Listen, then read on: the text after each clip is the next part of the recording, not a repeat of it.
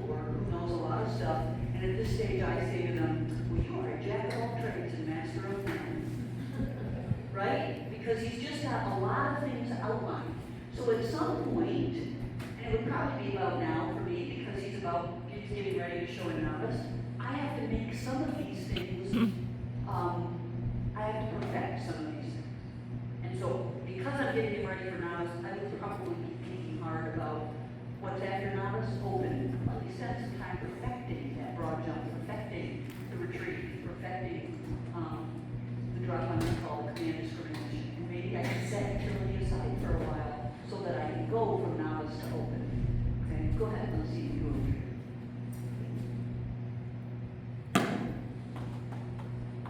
Send. Take it.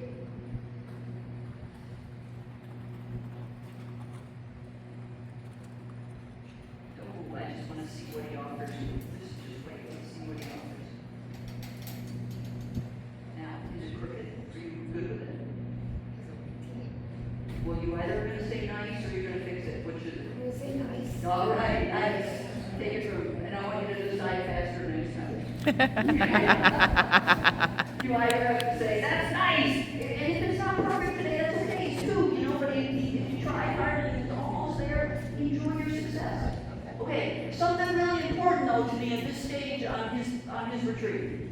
And that is that we do some proofing to make sure that no matter where it lands, he knows he has to get it. That he will not get distracted on the way out, and he will not get distracted on the way back. Have you done any of those any of that proofing? We've done a little. She's come to class and we've done a few things. Okay. Yeah. Have you done any distracting on the recall? Well, kind of. When you come to class, I do the drop on recall. Yeah. Here's my question. I don't like to distract them when they're coming in with a dumbbell if they've never been distracted on a straight recall. Okay. So, should we do a recall first and Do a- then the retreat, or do you think he's had recall distractions and I can just do the retreat? Let's do a recall distraction. Okay, so let's set this up. I think it'll make more sense for the people watching too. Why don't you sit down and we're going to do a novice recall, okay? All right. When I start talking to you guys about proofing, I'm going to tell you that there's only a finite number of mistakes a dog can make on every exercise. The 3 mistakes dogs can make on the recall. There's only 3. They get up before you call them, they don't get up when you call them, or they get up when you call them, but they don't show up where they're supposed to be. Something distracted them on the way. Those are the only 3 things that can happen to fail, right? So we're going to work on getting lost on the way. So, can I get the 3? Hey, look at that cookie. Do it very quick. I like you very much. All right, ready? All right, you're going to do a recall. I'm going to admire it. I'm going to stand on this side, and I'm just going to offer him a treat as he runs by. If he comes to me instead of you, you're going to come get him by the string and show him what he should be doing. Okay? Leave me.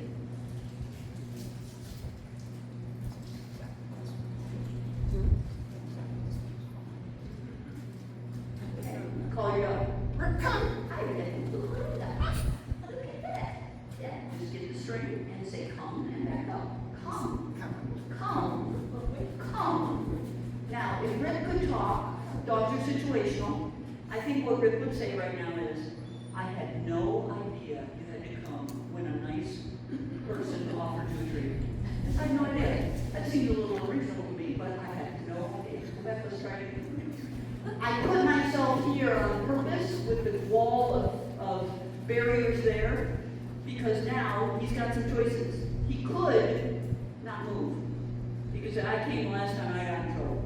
He could anticipate. As she walks away, he might just say, look, I'm sticking with you because I got in trouble. He could come to me again, if so, we're going to respond the same way. He could say, oh my gosh, I can't go to Connie, so I'm going to make a big arc back to stay away from her. And I don't want him to do that, so I'm out here with the wall there on purpose. I didn't stand on that side and give him that opportunity to do that. Okay, that was premeditated. Leave him. I still like to get you. Okay, call your own. Rupert, hi. This is even easier this time. You get a little hop and say, come on, come.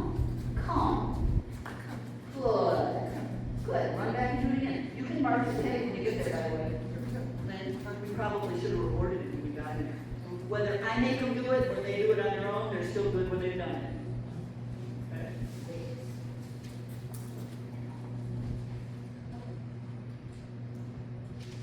This is hard. All right, call Rick Prince. Hi, buddy. Look at you. Say yes. Nice. Nice. There's my boy. There's my boy. Now, just in the I mean, this is a seminar that only lasts 2 days, and so we kind of go quickly. But I want to point something out to you.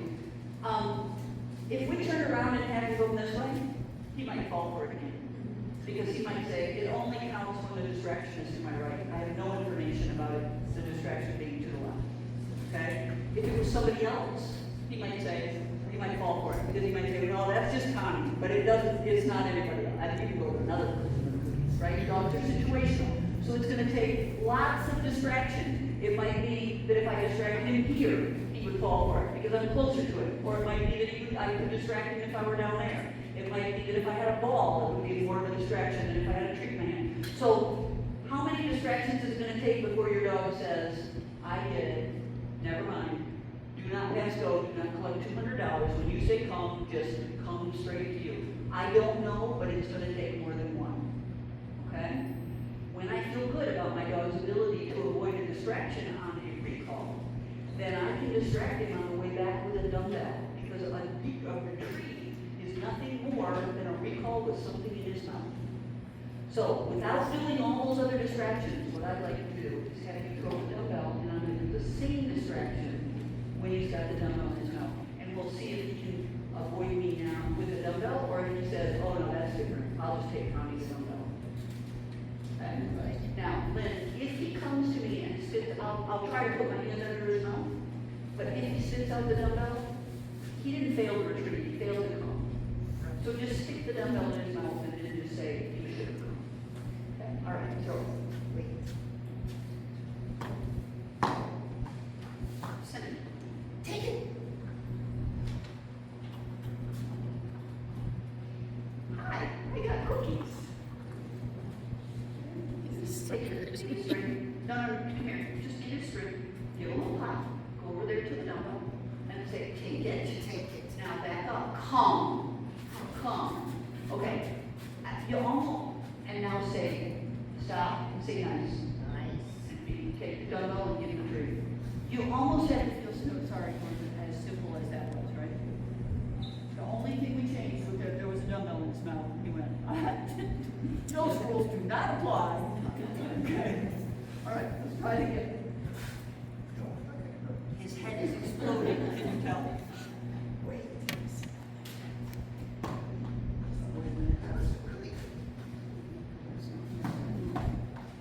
Send it. Take it.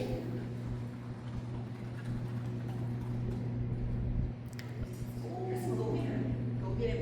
And that's being distracted. So you're going to get his tab and pop it and say, pay attention. Now you take that.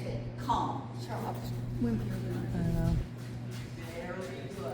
Okay, mark that. Yes. Nice. Nice. Okay, try it again. You gotta get the report first.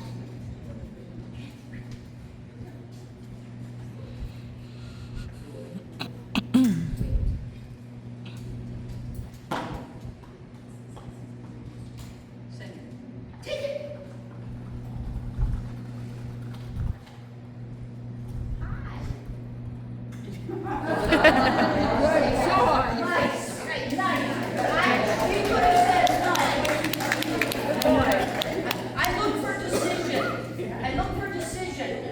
She could have said nice as soon as he looked back at her in my world. Because he made a decision, didn't he? He was like, no, nice, come on in here. I got cookies for you. You don't need Connie's cookies. We got some work to do on this, right? Yes. But you have given him an overview of, I think, almost every exercise. These seven articles, you've given an overview of everything. And at this point, I believe she needs to go back and say, what okay, happened? I'm getting pretty close to novice. I think I better slow down a little bit. He's not going to forget all this utility stuff. I think I need to slow down a little bit and make sure that he understands not only how to do the recall, but what distractions he has to avoid. And not only how to do the retrieve, but what you can't do on the retrieve. Right? right? You can't go with somebody else, you can't get distracted on the way out, on the way back, you can't get distracted where the dumbbell is. Right? I mean,